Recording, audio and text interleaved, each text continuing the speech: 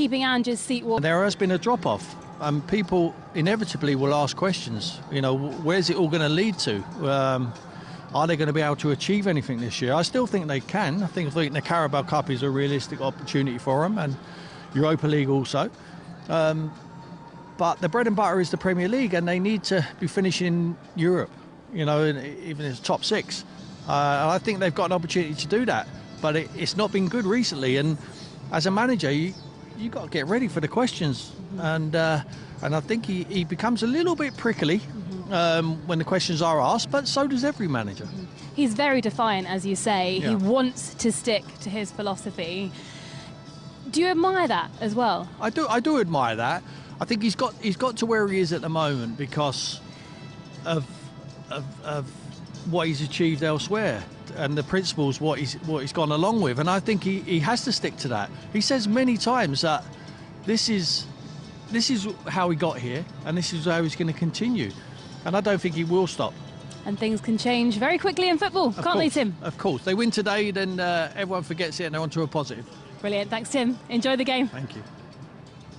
Well, that's the plan for Spurs. When we come back, we will hear from both the managers.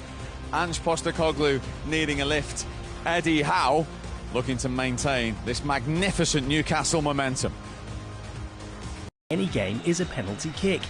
All penalties take place from an identical position with just a goalkeeper between the ball and the goal, so have a consistent XG value of 0.79 or a 79% chance of the shot resulting in a goal. High-quality chances have high XG values. This tap-in for Chelsea's Nicholas Jackson had an XG value of 0.97, reflecting a fantastic opportunity with a 97% likelihood of a goal being scored. A shot from outside the box will have a far lower XG value due to the distance from goal and the number of players between the ball and the target.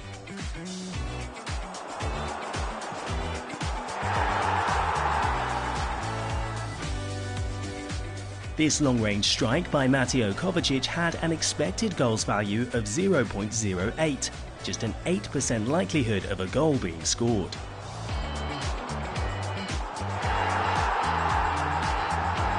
And a fine finish from the Croatian there. That's a brilliant goal. Were the biggest XG underperformers during the 2023-24 season when Sean Dyche's team scored just 40 Premier League goals. By calculating the total XG value of all Everton shots throughout the season, we see that they could have realistically been expected to score almost 55 goals. The difference between Everton's actual goal total and their expected goal total is minus 14.9, revealing a season to forget in front of goal for the Toffees. Foden. His total of 19 goals was 8.7 higher than the expected goal metric suggests the average player would have scored from his shots on goal. While the scoreline will always remain the most valued statistic in football, the expected goal metric gives fans the opportunity to understand the underlying Motto to dare is to do. The game can go anywhere when you're at this stadium. You're never quite sure what you're going to get. It's a home defeat for Tottenham. Murmur of boos. And just a point for Spurs. It's my responsibility to try and get a more consistent performance from the players. Turn around complete. They lead by 3 goals to 2. Liverpool hit 6. I don't know what to say anymore. Where does Ange Postecoglou go? It's just who we are, man. It's who we're going to be as long as I'm here. Yes, Spurs, remember, on their longest run at home without a league win for 16 years since the days of Juan de Ramos here in North London. Let's see how the current Spurs boss is feeling ahead of this game against Newcastle. Here are the pre-match thoughts of Ange Postecoglou. Ange, Brandon Austin plays in goal for Tottenham for the first time in a competitive game. No Fraser Forster in the squad. Why is that? Yeah, no, I mentioned yesterday illness, and he copped the brunt of it, to be honest. Yeah, he hasn't been well the last few days, bedridden. So, yeah, Brandon gets the opportunity. Captain Son on the bench. Reasoning behind that decision? Yeah, just selection, and again, busy program coming up, and just what we need today. Reflecting on recent results, you've said it happens, it's just life, but what are the elements that you can control? Just the way we train, our performance, the things that we do on a daily basis, and prepare well for a tough game, opponent in good form. But at home, if we can play our football today, I know we can cause some problems. In good form, can you see that as an opportunity to make a big statement if you were to get a result? Yeah, look, I think every game's an opportunity. Great opportunity for us today to sort of start picking up points in the league. I think it's important for us, obviously. We're not in a great position, and, especially at home, it's an opportunity for us to sort of pick up some points and start moving up the table. New year, fresh start. That's the plan, yeah. Thanks, Ange. Good luck today. Thanks. Well, let's see if he's smiling at the end of this game. Tim, from a managerial point of view, you often have to recall your number 2 goalkeeper, who you probably train with quite a bit. Rarely do you call on your 3rd one in Brandon Austin today, particularly in the particular way Ange Postecoglou wants to play. How does that affect the dynamic? It'd be very interesting to see, because I've watched a lot of their under-21s and their under-age teams, and they don't play out like the first team do. So it'd be interesting to see if he's... Obviously he will, he won't change. We know the philosophy is to play out from the back and to take risks. It'd be interesting to see how Brandon gets on in that regard. If I was Brandon, I know what I would do. I'd play safety first. First and foremost, you're there to keep the ball out of the back of the net. You don't want to make a rod for your own back and lack concentration and confidence because you're giving the ball away with your feet. They're goalkeepers for a reason, because they're not good enough to play outfield. That is exactly why they play in goal. It's hard enough when you've come in and you've never played first-team football. It makes it even more difficult when you're coming in and you've never played first-team football and you're playing in front of an inexperienced back four in this atmosphere against a team who want to press high, who want to put you under pressure. It's a big ask.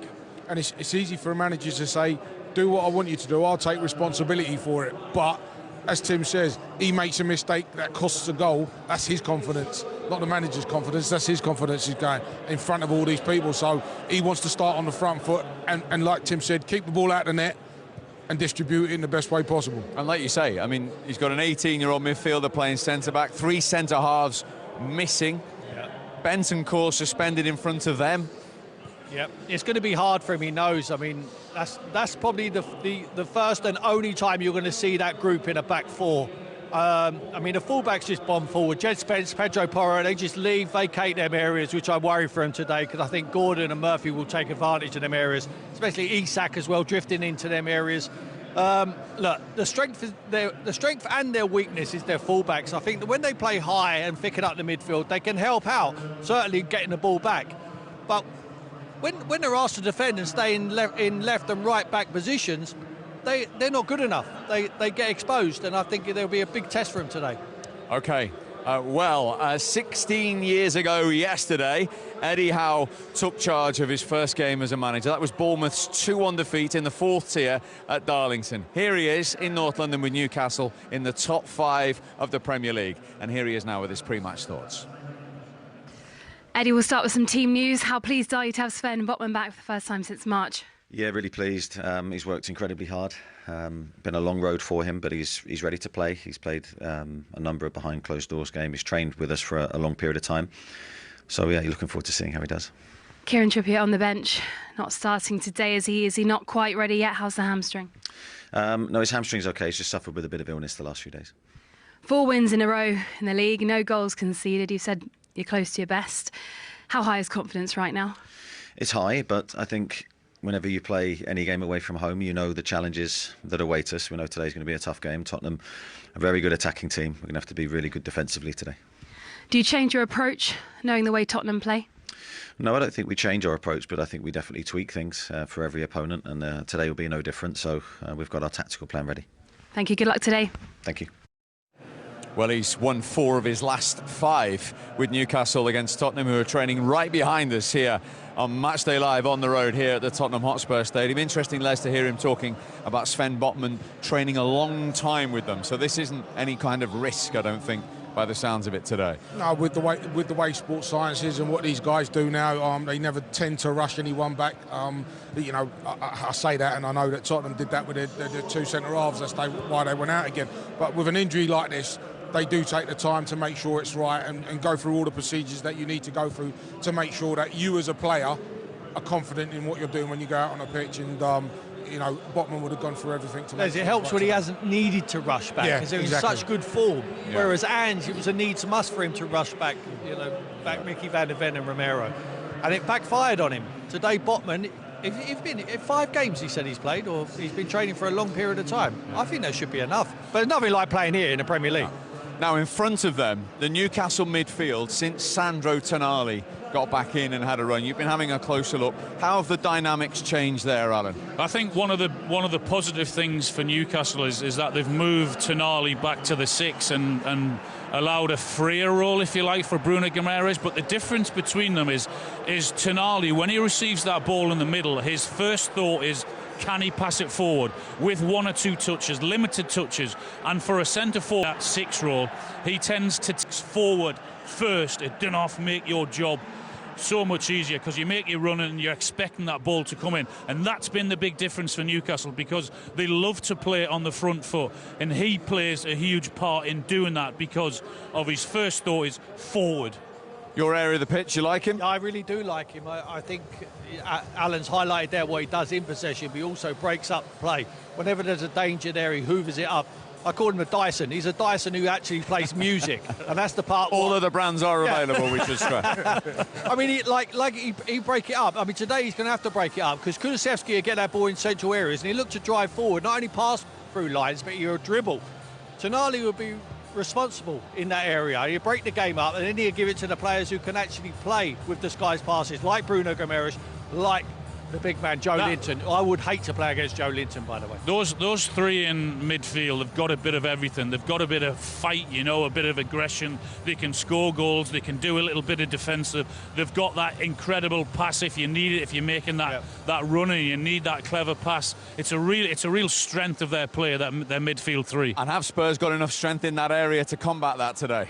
Well, you know, we'll have to see, but that's where they struggle. I like Kulusevski. I think he'll cause them loads of problems where he picks the ball up and what he's been doing. Maddison on the bench today, and Basuma, when he does things right and just takes his time on things, you look at him and you say, right, yeah, they can cause Newcastle problems, but they need to shift the ball quickly. OK then, overview, how do we all see this going? Well, we know there's going to be goals, that's for sure. I'm not sticking my neck out too far to suggest that. I just think with the form what Newcastle are in, I'll just give them the edge here. I just think if Tottenham go behind, I think it could be a really difficult afternoon for them, both off the pitch and on it. I'm going to say 2-1 Newcastle. I mean, a lot of people, Steve, have said to me, it's a. You just want to draw these days, don't you? Yeah, exactly, mate. I always say to people, look, I love my time in Newcastle, and you know, outside of this fixture, I'm a Geordie fan. But when this fixture's on, I supported Tottenham as a boy, so I want them to win. But if I'm being realistic about the way the form the 2 teams are in, I expect Newcastle to win it by a goal. Well, I'll give the unbiased view. Newcastle will win. I think they'll have too much for them in forward positions with the problems that Spurs have got defensively, and with the keeper in goal.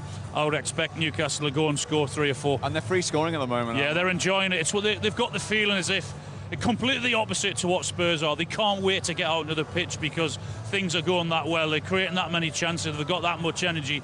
Whereas on the other hand, you can see there's a dark feeling over Spurs. So that's why I favour Newcastle today. Yeah, you can certainly feel the edginess inside the stadium from the home supporters. The Geordies all the way over there, they're looking for a 6th win in a row in all competitions. It's all set up here in North London. Matchday Live on the road to kick off your Premier League weekend.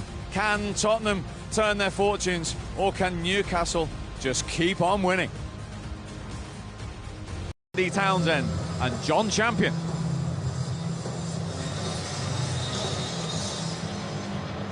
So things beginning to warm up, at least metaphorically, inside the Tottenham Hotspur Stadium, where it is a pretty chilly day.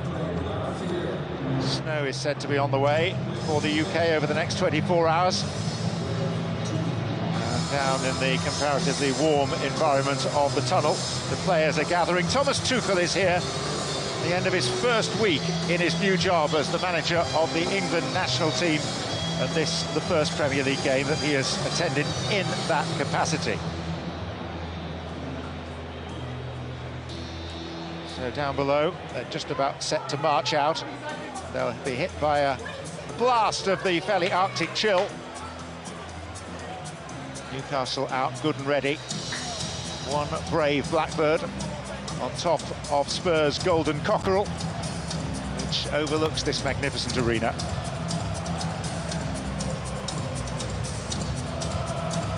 This is the sixth visit that Newcastle have made to this most futuristic of venues. 2 wins, 2 defeats. They've lost 5-1 and 4-1 here in the last 3 seasons, but sandwiched in between was a notable 2-1 victory. Already undermined by a clutch of injuries, has been further weakened by an illness in the camp. Amongst those missing, giant goalkeeper Fraser Forster. So Brandon Austin makes his Spurs debut after 6 seasons as an understudy. Destiny Udogie is the latest defender to fall by the wayside. He's hamstrung. Jed Spence slots in at left-back. Still no Van der Ven or Romero. In midfield, 18-year-old Swede Lucas Bergvall makes just his 2nd league start. Alongside Tape Sarr, Bentancur is suspended. No place for Son or Maddison. Surprisingly, Timo Werner is recalled, with Kulusevski deployed as a number 10, and Dominic Solanke up front. Richarlison may make his comeback in the FA Cup next weekend. And underlining the paucity of available resources, there are 4 teenagers on the Spurs bench. A couple of changes for Newcastle, for whom Martin Dubravka continues to deputise in goal. He's kept 4 consecutive clean sheets, standing in for Nick Pope. Sven Botman is back for his first appearance since March. He's been out with a knee injury. It's a timely return, with Fabian Schär serving a ban. Livramento replaces Trippier at right back. The midfielders look much more effective, with Sandro Tonali as the holder. Bruno Guimaraes and Joe Linton have both benefited from that. Jacob Murphy has shown some of his best Newcastle form of late, whilst Alexander Isak has now scored in 6 league games on the bounce. And the bench has some depth to it, offering options that Tottenham can only dream about.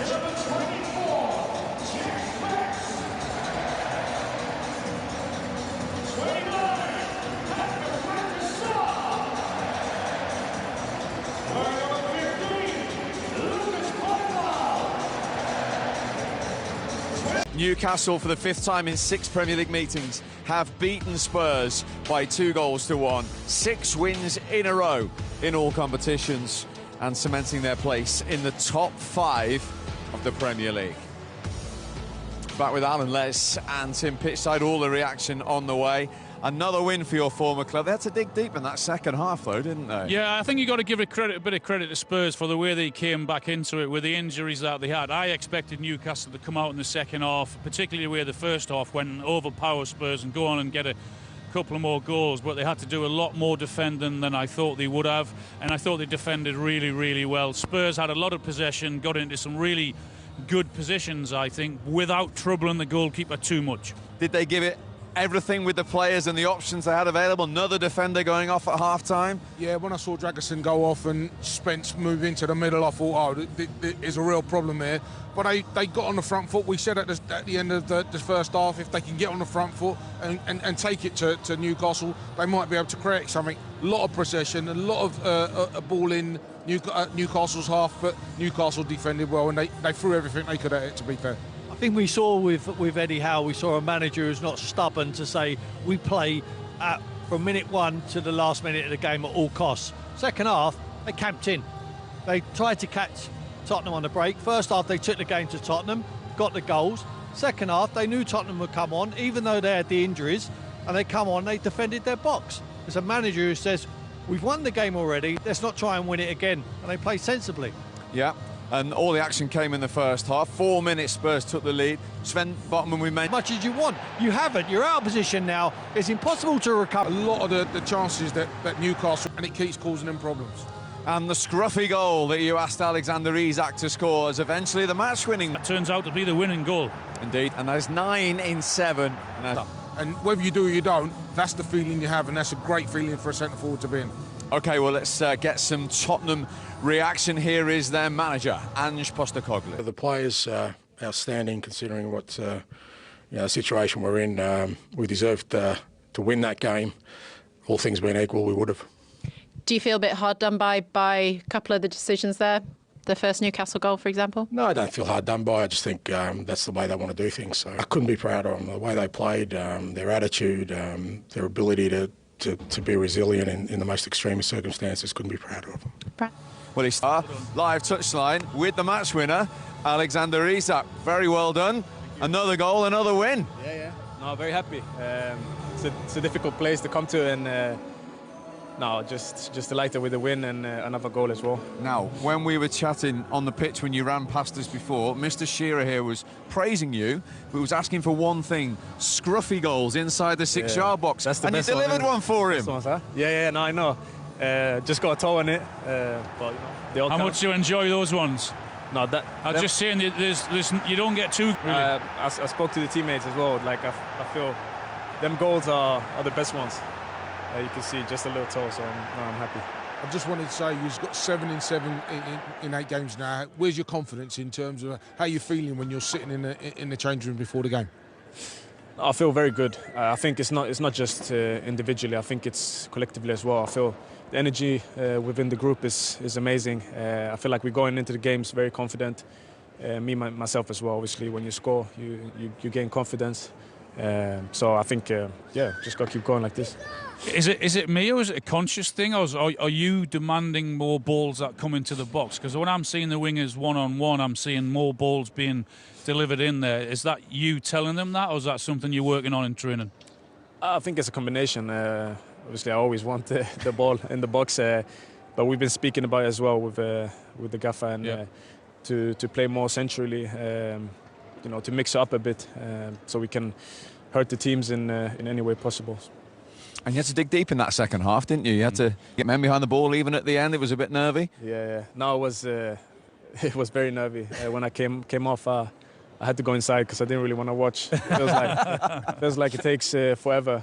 So I went inside and came back when it was like 30 seconds left. So but I'm happy. Can you feel momentum? We've just said mid-December you were 11 points behind Chelsea. You've suddenly gone level with them. That's what this winning run can do to the league table. Yeah, no, it's gone really quick. I think the table you can see is very competitive. You have a lot of team and it goes quick. You go in a run and so all of a sudden you're up there, and we want to keep going upwards. And a big week, Alan, for Newcastle. Brilliant. Very well done again today. Thank you very much indeed for joining us. Congratulations. Appreciate it. Scored in the last 7 games, 6 wins in a row for Newcastle United. Well done. Thank you. And off goes their top scorer, who, since the start of December, has scored more Premier League goals than any other striker, and that includes Mo Salah. Yeah, he's on fire at this moment in time. He's got that belief about him, arrogance in a really good way. I don't mean to be disrespectful when I say that, but you need that as a centre forward. He's got that, and he's walking out onto the pitch. And he's walking out onto the pitch as knowing that he's going to score goals, and it's a wonderful feeling. It's a great place to be. I was just having a smile when Alan asked him there about, were you asking the balls to be put into the box? Or telling people. Because there's a bit of history there, isn't there? Well, I know that because I spoke to him maybe about a year or so ago, and he was asking or demanding that. And I said to him, tell them. And if they don't put it in there, get angry with them when they don't put it in. Eventually they will put it in there. So that's why I was sort of asking him that. Were you there that day he did that with David Ginola in the dressing room? I certainly was. Yeah, I thought you might. If you'd have a Ginola and these two were demanding it to put in the penalty area, you put it in, don't you? You put it in, but he could put it in, by the way, as well. Could, Les used to tell him when he played here, Ginola, to stick it in that box as well. So I think it's important. You know, they rely on goals. I mean, their numbers are incredible now. Something's changed. You know, it's not just happened for him. They're playing towards their centre forward. I always judge the way your team's playing is how many times your centre forward touches the ball in the opposition box, because that means you're playing off him. You're playing towards him. They've got runners off him in this team. They've got a good balance. They've got fantastic wide players with pace. I think all the ingredients for a centre forward to score goals in this team, and he's doing it now. Let me ask you the question I asked these two beforehand. Do Newcastle have to finish in the Champions League places to have that fella here next season? I think it'd be difficult to keep him. If they're not in the Champions League, you mean? I think even if they are, do you? We don't know with the financial situation. They're the richest club in the world who can't spend any money. I mean, it's incredible. No one knows how much they got, how any of the teams, I'm not sure they really understand how much they can spend. They want to keep him, obviously. Look, wherever he goes, and I'll say this and I really mean it, he's never ever going to play under a better fan base than what he's got here. These two guys will tell you, when you're a centre forward at Newcastle and you're scoring every single week, you get lauded, you're a king up there. Hence why that man there, Alan, decided to go to Newcastle, and that was his team, grew up supporting the team. But reason he chose, he had bigger clubs or teams who perhaps could have won more, but he decided to go and play for Newcastle. And Les is the same. Les was only there a short period of time, but he feels like he'd been there 10 years. And that's the way they treated him. It's incredible, the fan base, and that means a lot. And I really mean that. He could play for any team in the Premier League, and he would improve them. I've absolutely no doubt about that. But I'm not sure there's many can afford him. I mean, they bought him for around about 60 million. Goodness knows what the transfer fee would be now if they had to sell him. They've got no desire to sell him, I know that. But if they had to, for whatever reason, then it would be an unbelievable amount of money that would have to be shown to Newcastle for them to even contemplate it. And there's a lot of teams now talking about, or people talking about, why you are people putting people on 6 and 7 year contracts. The reason why they put them on that contract is because they can keep him for a few more years without having a panicker. Yep, 44 goals in 70 league games for Newcastle. Here's their manager, Eddie Howe. Eddie, a tight game, but overall, do you think you deserve to win? Yeah, based on our first half performance, I thought we were really good. Had a number of chances. I think the most pleasing thing is to come back from conceding an early goal away from home, never easy. So we made it hard for ourselves, but played really well in the end. Was that a bit of a shock to the system, conceding so early when you've been so tight at the back? Yeah, but it happens, and I thought it was a really good header from Solanke. From that moment, we knew we had a big task on our hands, but I thought we responded to that really well. On another day, maybe could have led by 2 at the break, and then second half, we had to defend really well, and they put on some quality players as substitutes, and I'm really pleased to get over the line and win that game. You mentioned being pleased with the response to falling behind. What was the key to that response that you liked? Well, I think obviously scoring early helps. But mentally, I think you have to be ready to take that opportunity, and we were. I thought we pressed really well first half. I thought some of our attacking play was really strong. As I say, a bit disappointed we didn't come in 2 ahead, but then it was a different game in the second half. But we had to defend well, and in the main we did. Well, that's the happier manager. Let's just round off here at the Tottenham Hotspur Stadium by going back to what Ange Postecoglou was saying. He's proud of his team. They've lost 10 league games, though. They've got a huge week. What can he do here? Just hope to get as many players back as quickly as possible? Yeah, just continue doing what he believes is right, and that's all he can do. I think it's a huge week for him. The Carabao Cup is a massive game. It's the season, pretty much. Is it season-defining, Tim? I wouldn't go as far as that. I think it's a very important game. I think if you offered the Tottenham fans to win this game today or win the one in midweek against Liverpool in the Carabao Cup, they would take midweek. They want a trophy, and the Newcastle fans want that as well.